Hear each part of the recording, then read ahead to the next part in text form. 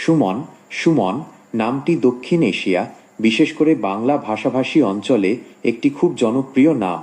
এটি সংস্কৃত ভাষা থেকে এসেছে এবং এর গভীর ও ইতিবাচক অর্থ রয়েছে। সুমন নামের মূল অর্থ ও ব্যাখ্যা। সুমন নামটি দুটি সংস্কৃত শব্দাংশের সমন্বয়ে গঠিত, সু SU এবং মন মানাস। এক, সু SU এই উপসর্গটির অর্থ হল ভালো, শুভ, উত্তম বা হ্রস্ব উ কার নদর। দুই, মন মানাস এর অর্থ হল মন, হৃদয়, আত্মা বা মানসিকতা।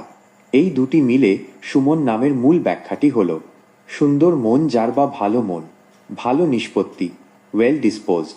এছাড়াও এর আরেকটি প্রচলিত অর্থ হল ফুল। মোট কথা, সুমন নামটি এমন একজনকে বোঝায় যিনি শুভ্র মনের অধিকারী, দয়ালু, বুদ্ধিমান এবং প্রফুল্ল।